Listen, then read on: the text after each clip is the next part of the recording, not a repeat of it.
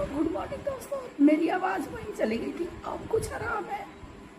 जोर लगा के बोल रही हूँ, बिल्कुल कैमरे में बोलूँगी।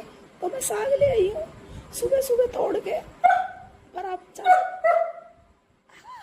खेत में से बराबर से ही। और आज हम खाएंगे मायके का नहीं, ससुराल का साग।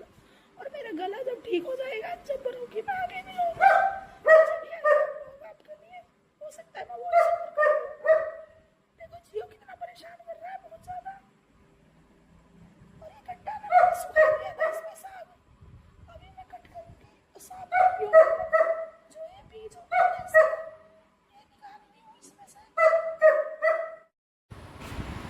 गुड मॉर्निंग, कैसे हैं आप सभी। तो यहाँ मैं बोल तो रही हूँ, अब मैं वॉइस ओवर कर रही हूँ। मेरे मुंह से आवाज़ ही नहीं निकल रही थी, इसलिए मैंने वॉइस ओवर की। तो ये ब्लॉग है शुक्रवार का, और कई दिन तक मैं इशारे से बात करती रही और बस इस तरह से ही चलता रहा। और तबीयत हो गई थी मेरी बहुत ज़्यादा ख़राब, फीवर हो गया था। मतलब शुक्रवार को, फिर शनिवार और शुक्रवार और 2 दिन तो मुझे फीवर ही रहा। इसके बाद और एक देवरानी है हमारी, वो भी मतलब यहाँ से तो बाहर ही रहती है, वो आई थी। और दिखा रही हूँ कि बोल नहीं पा रही हूँ मैं ऐसे बोल रही हूँ कि मतलब मेरी आवाज़ ही बाहर तक ही नहीं आ रही है। और बस आवाज़ इसलिए नहीं आ रही थी क्योंकि मेरी कई दिन से तबीयत पहले ही ख़राब थी।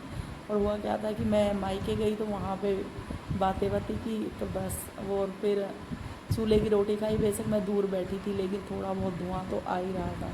मेरी हो गई थी हालत बहुत ख़राब, और इतनी ज़्यादा ख़राब हो जाती है कि ऐसा भी कहते हैं ना कि परहेज़ तो हमारा भी, पर हम करते हैं, वो कर लेते हैं, उन्हें कुछ नहीं होता। मेरा तो बहुत बुरा हाल हो जाता है धूल मिट्टी से, धुआं से, और किसी से नहीं चला।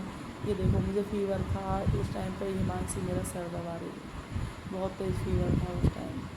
और आँखों से आंसू ऐसे निकल गए थे, और एक आँख में भी मुझे लगता है कि पता नहीं, मैं तो बिल्कुल ही ख़राब ही हो चुकी हूँ। आँखें वाँखें सब बिल्कुल, पता नहीं कैसे ज़िंदगी कटेगी, कैसे कैसे क्या होगा।